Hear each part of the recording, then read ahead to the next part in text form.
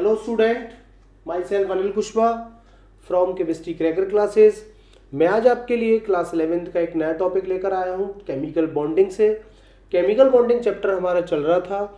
उस चैप्टर में मैंने आपको प्रीवियस लेक्चर्स में आयनिक बॉन्ड, कोवेलेंट बॉन्ड और आपका coordinate bonds, Lewis acid, Lewis base and polar and non polar covalent bond discuss किया था। बॉन एवर साइक्लिक भी डिस्कस किया था मैंने, और लेटिस एनर्जी से भी रिलेटेड कुछ बातें आपके अकॉर्डिंग, सिलेबस के अकॉर्डिंग डिस्कस की गई थी।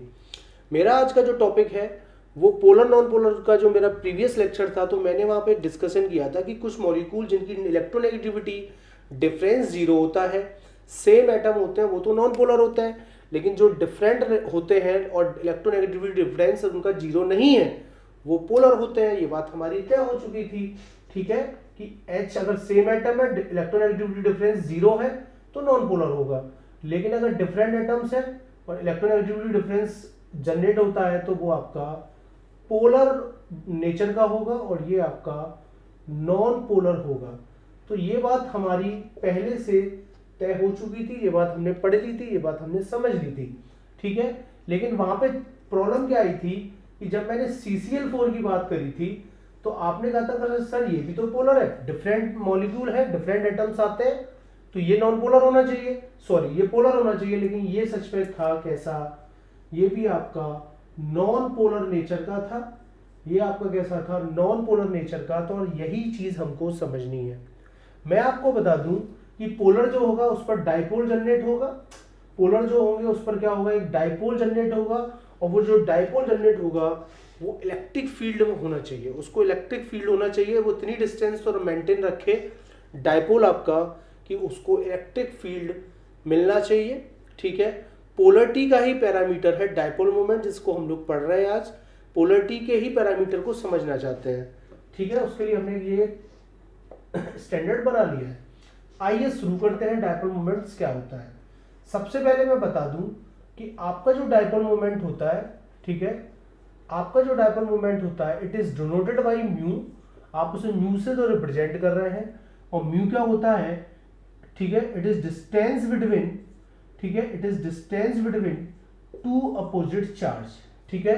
किसी पोलर मॉलिक्यूल्स के दो अपोजिट चार्ज का जो डिस्टेंस का प्रोडक्ट होगा, किसी पोलर मॉलिक्यूल्स के अपोजिट चार्ज का, या अपोजिट नहीं, ये सेम चार्ज भी हो सकता है, अपोजिट चार्ज का जो डिस्टेंस होगा वही आपका कहलाता है, प्रोडक्ट जो होगा वही आपका कहलाता है डाइपोल मोमेंट। म्यू आप बड़ा सिंपली निकाल सकते हैं। अगर आपको किसी पोलर मॉलिक्यूल्स का चार्ज बता दिया जाए, उसकी डिस्टेंस बता दी जाए, तो डाइपोल मोमेंट आप बहुत आसानी से निकाल सकते हैं, बड़ा काम नहीं है।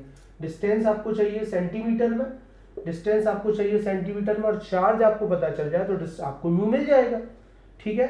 आइए आगे बात करते हैं। सबसे पहले एक क्वेश्चन ऑब्जेक्टिव में हो सकता है भाई यूनिट ऑफ म्यू, ठीक है। तो बड़ी इंपॉर्टेंट फेमस यूनिट है, म्यू की यूनिट होती है डिवाई, ठीक है, डिवाई कहते हैं। म्यू की जो यूनिट है डाइपोल मोमेंट की यूनिट क्या होगी, डिवाई होगी, और 1 डिवाई की जो वैल्यू होगी 10⁻⁸ इलेक्ट्रोस्टैटिक यूनिट कूलाम मीटर होगी। इलेक्ट्रोस्टैटिक ESU कह लीजिए या इलेक्ट्रोस्टैटिक यूनिट कह सकते हैं, ठीक है। या 1 डिवाई की वैल्यू हम लिख सकते हैं 3.3 × 10⁻30 कूलाम मीटर, ठीक है। दोनों में से हम कोई भी वैल्यू यूज कर सकते हैं, लेकिन मैक्सिमम हम 10⁻18 वाली वैल्यू यूज करेंगे। आप इस चीज का याद रखेंगे। आप 10⁻18 की जगह 1D यूज कर सकते हैं, प्लीज। हम न्यूमेरिकल्स में इसको यूज करेंगे, आप 1D यूज कर सकते हैं, ठीक है। आइए, तो ये बात तो हो गई डाइपोल मोमेंट क्या है, फॉर्मूला आ गया, ये बात हो गई यूनिट क्या है, वैल्यू क्या है, ये सारी बातें हो गई। अब हम मुझे क्या बात करनी है कि सर डाइपोल मोमेंट के बारे में कैरेक्टर्स बता दो। डाइपोल मोमेंट जो आपका होता है म्यू आपका एक वेक्टर क्वांटिटी है।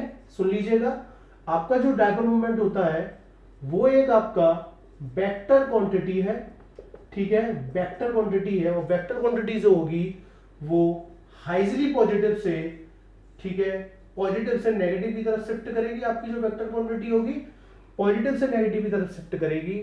ये एक आपकी वेक्टर क्वांटिटी है, प्लीज इस चीज का ध्यान रखें, ठीक है।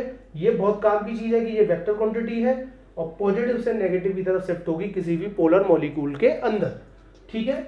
आइए, अगर मान लो किसी मॉलिक्यूल्स के लिए थीटा मैक्सिमम है 180, थीटा अगर आपका मैक्सिमम 180, मैं आपको बता दूं, बहुत क्लियर कर देता हूं कि थीटा अगर किसी के लिए 180 आता है, ठीक है, और पोलर मॉलिक्यूल है, लेकिन आपका वेक्टर जो है वो पैरेलल है, आपका सेम डायरेक्शन में काम करता है, तो वेक्टर आपका पैरेलल है, तो म्यू जो होगा वो उस केस में नॉट इक्वल टू 0 आएगा। मैं फिर बोल देता हूं, थीटा आपका 180 है, मैक्सिमम थीटा 180 है आपका किसी पोलर मॉलिक्यूल में, अगर वेक्टर आपका सेम डायरेक्शन में है तो थीटा आपका नॉट इक्वल टू 0 आएगा उस केस में। और अगर आपका थीटा 180 है लेकिन वेक्टर आपका अपोजिट है, तो म्यू की जो वैल्यू होगी, डायपोल मोमेंट की जो वैल्यू होगी वो 0 होगी। और ये बात मैं पहले ही तय कर चुका था कि अगर 0 किसी के लिए आता है तो आप आराम से कह सकते हैं कि सर वो नॉन पोलर नेचर का होगा। और अगर म्यू नॉट इक्वल टू 0 आता है किसी के लिए तो वो आपका पोलर नेचर का होगा। ये बात आप बहुत अच्छे से समझ लीजिए, बहुत तमीज से समझ लीजिए, क्योंकि इनकी हमें आवश्यकता पड़ने वाली है। म्यू क्या था, म्यू क्या था, फॉर्मूला क्या था, यूनिट क्या थी, वैल्यू क्या थी, थीटा 180 दोनों केस है कि जब वो पैरेलल हो और जब थीटा आपका 180 तो हो लेकिन वेक्टर कैसा हो, अपोजिट हो, तो म्यू कितना आएगा, और पैरेलल होगा तो म्यू कितना आएगा। तो पोलर के लिए म्यू कभी आपका 0 नहीं होगा, और अगर मॉलिक्यूल नॉन पोलर है तो 100% म्यू की वैल्यू 0 आएगी। तो पहले ये नोट कर लीजिए। आइए मैं अपने क्वेश्चन स्टार्ट करता हूँ, एप्लीकेशंस डायपोल मोमेंट के स्टार्ट करते हैं, कुछ न्यूमेरिकल्स भी करेंगे। पहले आप इसे नोट कर लीजिए, आराम से नोट कर लीजिए।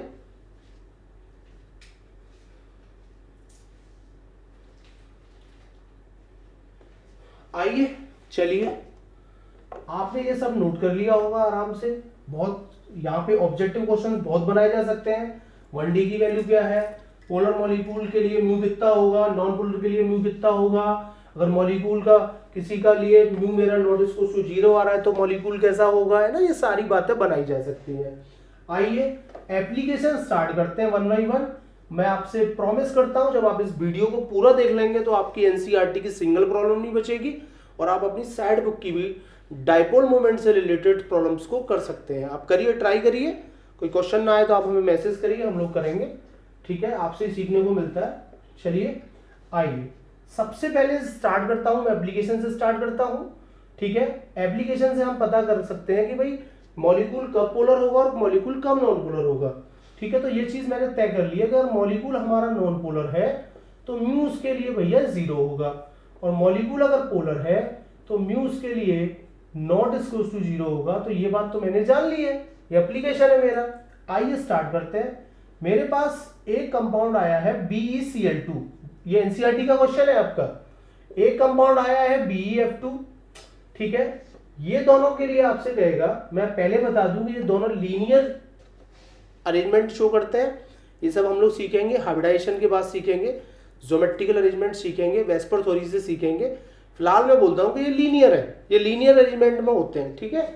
चलिए, वो खुद ही आपको डिस्टर्ब करेगा पेपर में कि देखिए वेरियम क्लोराइड है ये आपका, और ये आपका वेरियम फ्लोराइड है आपका, है ना, खुद ही कंफ्यूज करेगा। और फिर कहेगा कि वेरियम क्लोराइड के अंदर वेरियम क्लोराइड बॉन्ड तो पोलर है, क्या कहेगा, वेरियम क्लोराइड बॉन्ड पोलर है। ऐसे ही यहां पे कहेगा वेरियम फ्लोराइड बॉन्ड भी आपका पोलर है।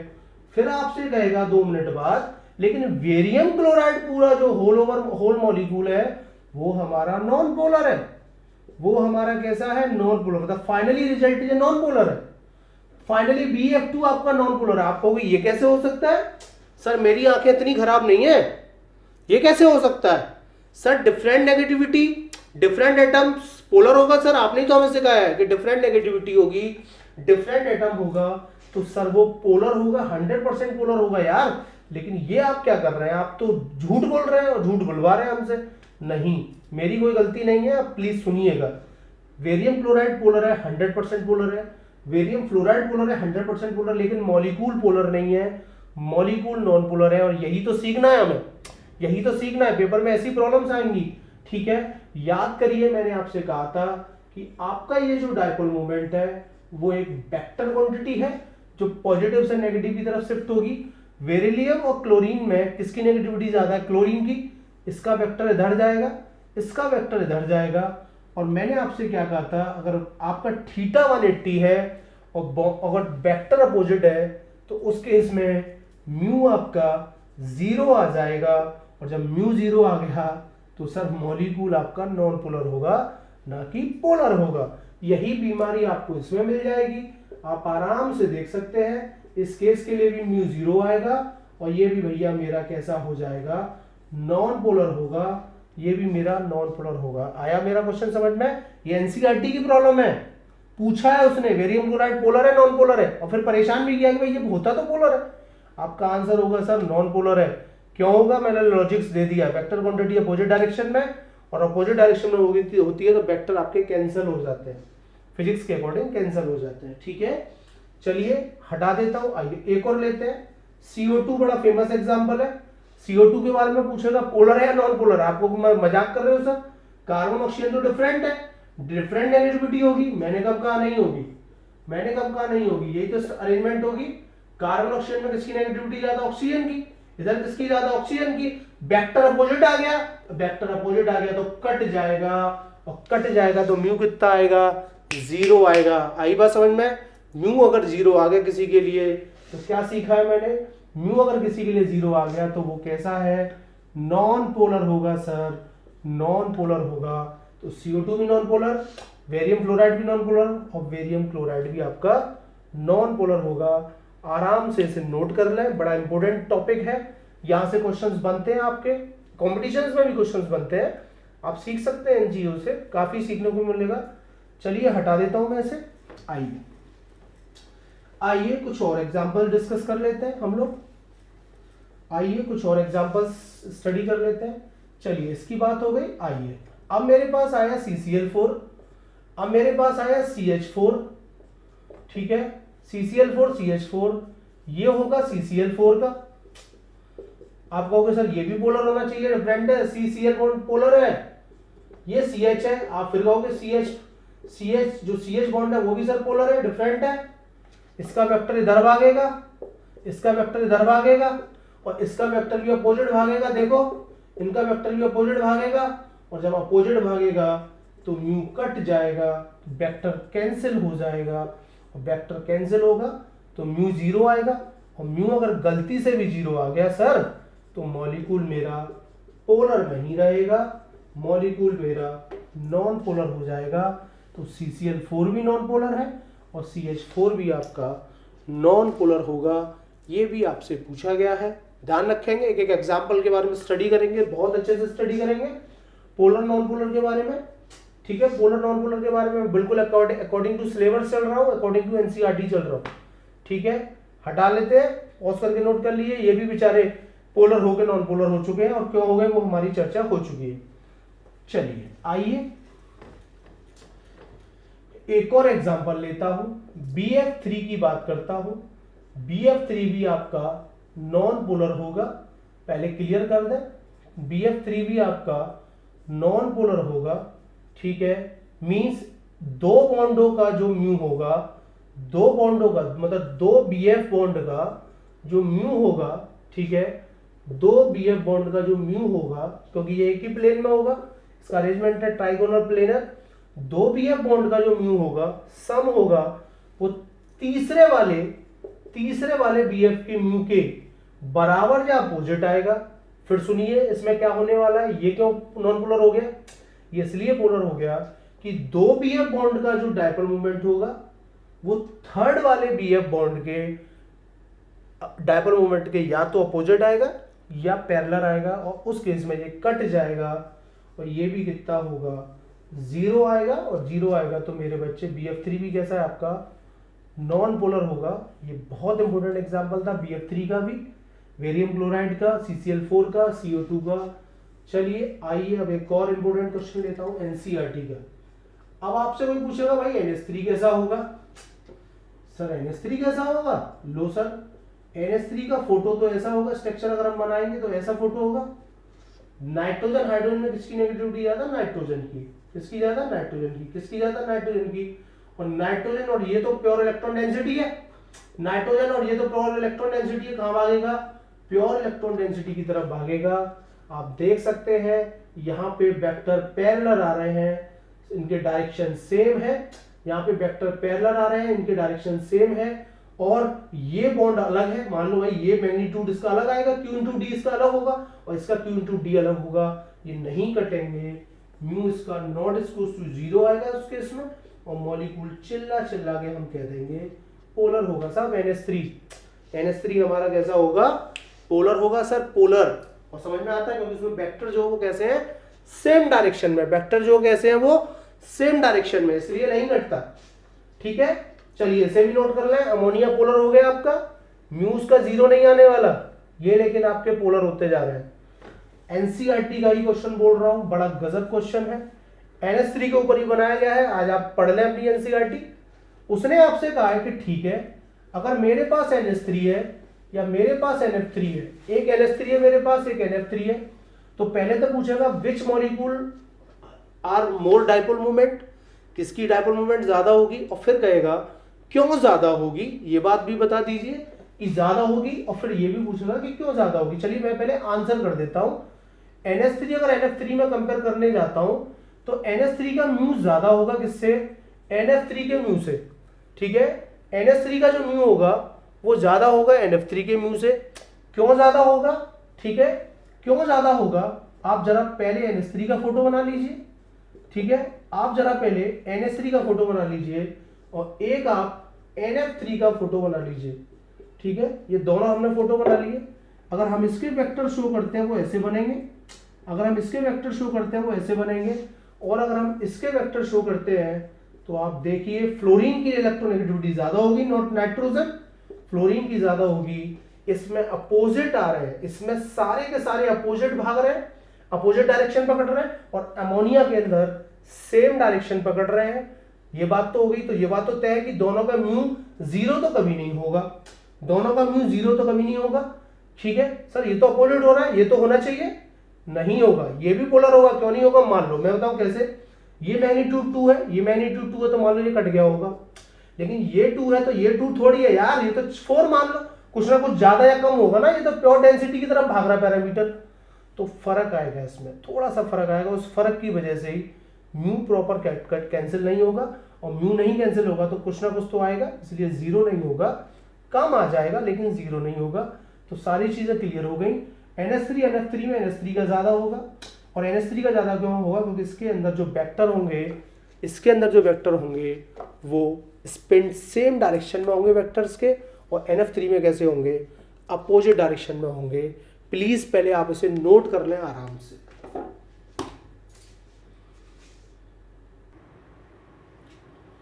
तो आइए, आप लोगों ने देख लिया कि NH3 NF3 में अगर कंपेयर कर रहे हैं, तो मैं पहले ही क्लियर कर दिया है कि ये क्वेश्चन NCERT के अंदर है, और ये भी क्लियर कर दिया है कि किसका ज्यादा होगा सर? NH3 का ज्यादा होगा।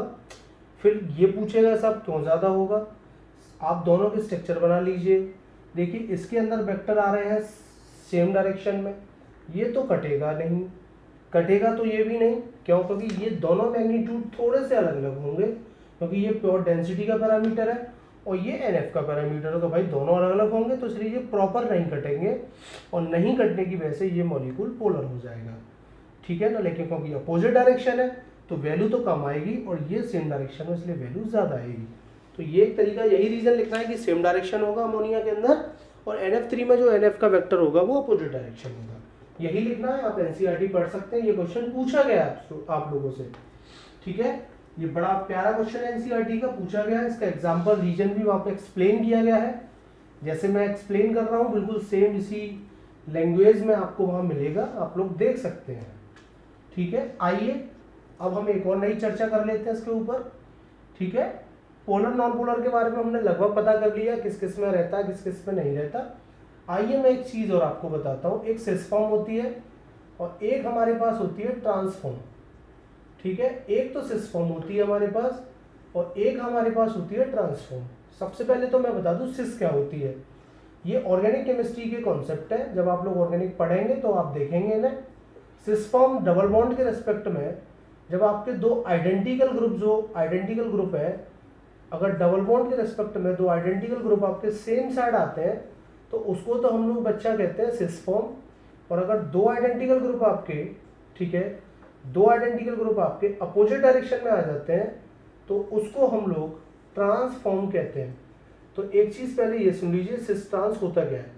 हालांकि सिस ट्रांस आप पढ़ेंगे ऑर्गेनिक केमिस्ट्री में पढ़ेंगे, क्लास 11th में ही पढ़ेंगे जीओसी के अंदर, ठीक है। चलिए अब बात क्या सीखनी है कि मैं आपको बता दूं कि सिस फॉर्म जो होगी आपकी, सिस फॉर्म आपकी पोलर होगी, ये बात सीख लीजिए कि सिस फॉर्म पोलर होगी, और म्यू ग्रेटर देन होगा ट्रांसफॉर्म से, मतलब ट्रांसफॉर्म का जो डायपोल मोमेंट होगा वो छोटा होगा सिस फॉर्म से। ये थोड़ी सी इंपॉर्टेंट बात है जो मैंने आपको लिख दिया है कि सिस का म्यू ज्यादा होगा ट्रांस के म्यू से, ठीक है। क्यों होगा आइए जरा देख लेते हैं।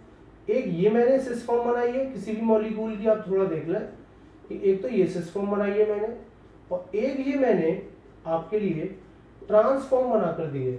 आप खुद समझदार हैं, मैंने आपको इतना तो स्मार्ट बना दिया है कि आप खुद पता कर सकते हैं। देखिए ये पोलर है, इसका वेक्टर इधर जाएगा, इसका वेक्टर इधर जाएगा, लेकिन ट्रांसफॉर्म में आप वेक्टर देखें वो कैसा जाएगा, वो अपोजिट जाएगा, और अपोजिट डायरेक्शन में जाएगा तो म्यू जीरो आ जाएगा, और सेम डायरेक्शन में जाएगा तो म्यू जीरो नहीं आएगा, और म्यू जीरो नहीं है तो ये कैसा हो गया सर, ये तो पोलर हो गया, और ट्रांसफॉर्म आपकी कैसी हो गई, नॉन पोलर होगी। ये बात आप समझ लीजिए, बड़ी गजब का इंपॉर्टेंट पॉइंट था।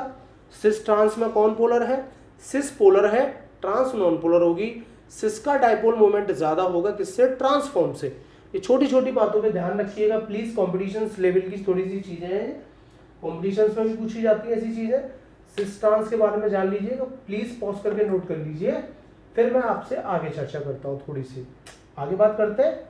चलिए तो डायपोल मोमेंट की चर्चा चल रही है हमारी पूरी, डायपोल मोमेंट्स के बारे में हम लोग बात कर रहे हैं, ठीक है। आइए एक और चीज देख रहे हैं जो इसका एक और लास्ट पॉइंट है मेरे पास, ओरिएंटेशन आप पता कर सकते हैं ऑर्थो पैरा और मेटा का, ऑर्थो पैरा मेटा या ऑर्थो मेटा पैरा का ओरिएंटेशन पता कर सकते हैं, ठीक है। कंपाउंड्स का नेचर पता कर सकते हैं ये, लेकिन ऑर्थो मेटा पैरा होते क्या है सर, चलिए पहले क्लियर कर देता हूं कि होते क्या है। बेंजीन तो आपने देखा, हाँ सर देखा है, नंबरिंग कर दीजिए कहीं से भी कर दीजिए, ठीक है। बेंजीन पर अगर 1216 पर कोई भी सब्स्टिट्यूट आता है उसे ऑर्थो कहते हैं, 1315 पर कोई सब्स्टिट्यूट आता है उसे हम लोग मेटा कहते हैं, और 14 पर आता है कोई भी सब्स्टिट्यूट हम उसे पैरा कहते हैं। मतलब आप समझ लीजिए अगर ये है इसे बेंजीन कहते हो तो इसे हम लोग क्लोरोबेंजीन कहेंगे। लेकिन अगर मैंने Cl पर एक Cl इधर लगाया हुआ है, लेकिन एक Cl मैंने इधर लगाया हुआ है, ठीक है, और एक Cl मैंने मेरे बच्चा इधर लगाया हुआ है, तीनों में फर्क आ गया होगा। ये 1-2 पोजीशन है, ये 1-3 पोजीशन है, और ये आपकी ये 1-3 है, और ये आपकी 1-4 पोजीशन है, तीनों 4 पोजीशन दिख रही है। 1-2 पोजीशन को हम सिंपल भी बोल सकते थे भाई, 1-2 डाइक्लोरोबेंजीन, 1-3 डाइक्लोरोबेंजीन, 1-4 डाइक्लोरोबेंजीन, लेकिन 1-2 पोजीशन को मैंने एक स्पेशल नेम दिया है, स्पेसिफाई किया है। देखें 1-2 पोजीशन मेरी एक नई पोजीशन होती है, इसका नाम है ऑर्थो पोजीशन। ऑर्थो का मतलब होता है कि बेंजीन पर आपका जो सब्स्टिट्यूट होगा वो 1-2 पोजीशन पर होगा। मेटा का मतलब है कि वो कहां पर होगा, 1-3 होगा या 1-5 होगा, और पैरा का मतलब है वो 1 और 4 पर होगा, ठीक है। आइए अब थोड़ा समझते हैं। तो मैंने एक तो बनाई ऑर्थो पोजीशन आपके लिए, एक तो बनाई है मैंने ऑर्थो पोजीशन आपके लिए, एक मैंने आपके लिए बनाई है आपकी मेटा पोजीशन, और एक मैंने आपके लिए बना रखी है एक पैरा पोजीशन, ठीक है। अब आप समझते हैं कि भाई इसका थीटा तो लगभग 60 होगा, इसका थीटा जो होगा, इसका जो थीटा होगा वो लगभग कितना होगा, इसका थीटा होगा 120 के आसपास, और इसका तो 180 होगा, ठीक है। म्यू जो होता है आपके थीटा पे डिपेंड करता है, मैं आपको बता दूं, क्लियर कर देता हूं। म्यू आपका जो होता है वो थीटा पे डिपेंड करता है, मतलब थीटा बढ़ेगा तो म्यू कम हो जाएगा, ठीक है। ऐसा एक कॉन्सेप्ट है मेरे पास कि भाई थीटा बढ़ेगा तो म्यू आपका कम हो जाएगा, और कम हो भी रहा है, आप देख लें। अगर मैं इनका ऑर्डर अरेंज करूंगा ना तो ऑर्थो मेटा पैरा ऑर्डर होगा, सबसे ज्यादा ऑर्थो का म्यू होगा, फिर मेटा का होगा, और फिर पैरा का तो इतना कम होगा आप सोच नहीं सकते। क्यों? क्योंकि पैरा के अंदर जो वेक्टर होगा वो अपोजिट आ जाएगा। प्लीज नोट करें, पैरा के अंदर जो वेक्टर्स आएंगे वो अपोजिट आएंगे, और अपोजिट आने वाले तो सर कट जाएंगे, और मॉलिक्यूल के जब कट जाएंगे तो कैसा हो जाएगा पैरा, पैरा आपका नॉन पोलर हो जाएगा। पैरा आपका कैसा हो जाएगा, नॉन पोलर हो जाएगा। और मैं एक बात और क्लियर कर दूंगा आप लोगों के लिए, ये हमेशा सत्य नहीं होगा कि पैरा वाले हमेशा डायपोल मोमेंट, पैरा वाले हमेशा नॉन पोलर होंगे, ये बिल्कुल सत्य नहीं होगा। या पैरा वाले का म्यू हमेशा छोटा होगा, ये सत्य नहीं होगा। क्यों? अगर सेम सब्स्टिट्यूट है तो भैया नॉन पोलर हो सकता है, लेकिन डिफरेंट आपने लगा रखे हैं तो वो आपका नॉन पोलर नहीं होगा, वो पोलर हो जाएगा, म्यू उसका कुछ ना कुछ कैलकुलेटेड हो जाएगा। डिफरेंट पैरामीटर्स हो गए, आप देख लेना डिफरेंट हो चुके हैं। अब CCl और CF है, वहाँ सेम था इसलिए कट जाता है आसानी से। तो इस चीज़ों का थोड़ा सा ध्यान रखें। हमने ऑर्थो मेटा पैरा का डिस्कस किया, हमने सिस्टांस का किया, हमने अरेंजमेंट पता किए, है ना, म्यू कब जीरो होगा कब नहीं जीरो होगा, ये सारी बातें आप पढ़िए, देखिए, क्वेश्चंस करिए, NCERT की करिए, साइड बुक्स के करिए जरूर, आप पढ़िए थोड़ा सा। आइए एक लास्ट चीज और आपको मैं सिखा देता हूँ, बहुत इंपोर्टेंट टॉपिक है ये भी आपका हमारा।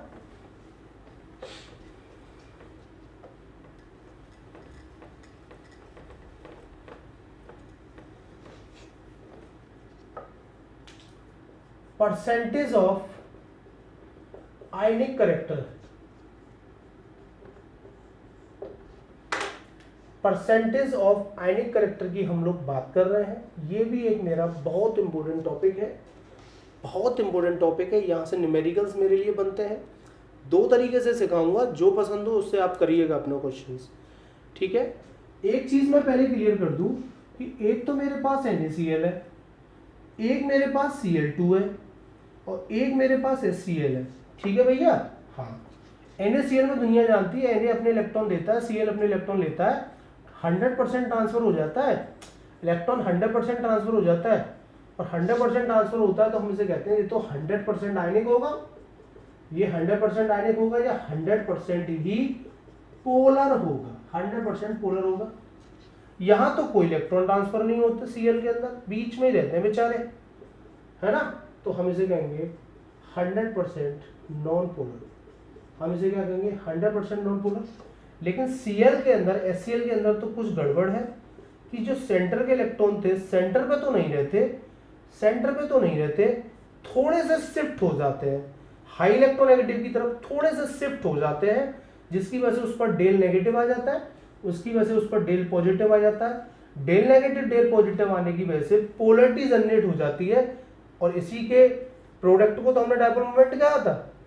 तो ये कितनी पोलरिटी, कितना आयनिक करेक्टर आता है, मैं ये पता करना चाहता हूं सर कि जो पोलर मॉलिक्यूल्स होते हैं इलेक्ट्रोनेगेटिविटी की वजह से इलेक्ट्रॉन शिफ्ट हो जाते हैं, तो मैं जानना चाहता हूं सर उन पर कितना आयनिक करेक्टर आता है, कितना परसेंटेज आयनिक करेक्टर आता है। तो मैंने आपसे प्रॉमिस किया था मैं दो तरीके से निकालना सिखाऊंगा, आपको जो पसंद आए आप उसे कर लें, उसे नोट कर लें, ठीक है। प्लीज पहले से नोट कर लें, ये वैसे कोई आवश्यकता नहीं ना, परसेंटेज आयनिक करेक्टर निकाल रहे हैं, सीधा सीधा कर लो, ठीक है। आइए, परसेंटेज आयनिक करेक्टर निकालने का सीधा तरीका है परसेंटेज आयनिक करेक्टर, ठीक है, mu experiment upon mu theoretical into 100। आप सीधे सीधे इससे अपना परसेंटेज ऑफ आयनिक करेक्टर निकाल सकते हैं। म्यू एक्सपेरिमेंटल आपको दिया जाएगा, हमेशा म्यू एक्सपेरिमेंटल आपको दिया जाएगा, आपको परेशान होने की कोई आवश्यकता नहीं। म्यू एक्सपेरिमेंटल आपको दे रखा होगा, ठीक है मेरे भाई। आपको निकालना होगा म्यू थॉर्टिकल।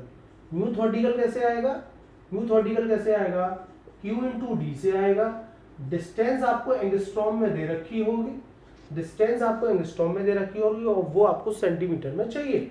चार्ज आपको दे रखा होगा, नहीं तो आपको लगाना है 4.8 इंटू 10⁻10, 4.8 इंटू 10⁻8 10 चार्ज लगाना है, ध्यान रखेंगे 4.8 इंटू 10⁻10 चार्ज लगाना है। चार्ज नहीं देगा वो घर से लगाना है, डिस्टेंस दे देगा आपको, ठीक है। तो 1 एंगस्ट्रॉम की डिस्टेंस है, मान लो ये डायपोल मोमेंट आपको कितना 1.3 dy, ठीक है ना। मान लो एक्सपेरिमेंटल डायपोल मोमेंट है 1.3 dy किसी पोलर मॉलिक्यूल का। थॉर्टिकल कैसे निकलेगा, 4.8 इंटू 10⁻10, 1 एंगस्ट्रॉम का डिस्टेंस है, 1 एंगस्ट्रॉम को सेंटीमीटर में बदलूंगा तो 10⁻8 मीटर, तो 4.8 इंटू 10⁻18 आ जाएगा, 4.8 इंटू 10⁻18 आ जाएगा। ये आ गया म्यू थॉर्टिकल, ये आ गया मेरा म्यू एक्सपेरिमेंटल, ठीक है ना, ठीक है ना। अब आइए वापस मैं से कैसे लगा लूंगा 1.3 डिवाइड और नीचे क्या है 4.8 इंटू 10 की पावर माइनस 18 इंटू 100। लेकिन ये तो सॉल्व होगा नहीं, ये डिवाइड में है, ये यार किसमें, तो एक काम करो दोनों को पहले एक कर लो, या तो इसको इसमें बदल लो या इसको इसमें बदल लो, बदल सकता हूँ। 1 डिवाइड किसके बराबर होता था 10 की पावर माइनस 18, तो 1.3 इंटू 10 की पावर माइनस 18 अपॉन 4.8 इंटू 10 की पावर माइनस 18, ये कट गया 1.3 4.8 1.3 4.8। प्लीज इसको सॉल्व कर लीजिए, आंसर आपका आ जाएगा। तो एक तो ये तरीका है आपका, आप इससे अपना परसेंटेज आने करेक्टर निकाल सकते हैं, बहुत आराम से निकाल सकते हैं। एक और तरीका है आपके पास, ठीक है, परसेंटेज आने करेक्टर निकालने का एक तरीका और मैं आपको बता देता हूं, ठीक है, डेल अपॉन इलेक्ट्रॉन इंटू 100, ठीक है, डेल अपॉन इलेक्ट्रॉन इंटू 100, ठीक है। चार्ज ऑफ इलेक्ट्रॉन आपको दिया जाएगा, चार्ज ऑफ इलेक्ट्रॉन आपको दिया जाएगा, नहीं तो आपको भाई 4.8 इंटू 10 की पावर माइनस 18 लगाना है, नहीं तो दिया जाएगा, ठीक है। डेल आपको चाहिए, डेल कैसे आएगा, म्यू क्या होता था क्यू इंटू डी होता था, तो क्यू क्या हो जाएगा म्यू इंटू डी, जो म्यू दे रखा था वो तो यहाँ लगा दीजिए 1.3, जो म्यू आपको दे रखा था वो यहाँ लगा दीजिए 1.3 डिवाइड, और डिस्टेंस एंगस्ट्रॉम में होगी, उसे मीटर में बदल लोगे तो कितना आ जाएगा 10 की पावर माइनस 8, 10 की पावर माइनस 8, और इसे क्या लिख सकते हैं 1.3 इंटू, और क्या लिख सकते हैं हम लोग 1.3 डिवाइड कितना होता है 10 की पावर माइनस 18 और 10 की पावर माइनस 8। इसे आप सॉल्व कर लीजिए प्लीज, इसे सॉल्व कर लेंगे तो चार्ज आ जाएगा, जो भी आता हो उस चार्ज को उठा के हम यहाँ लगा देंगे, आने करेक्टर आपके पास आ जाएगा।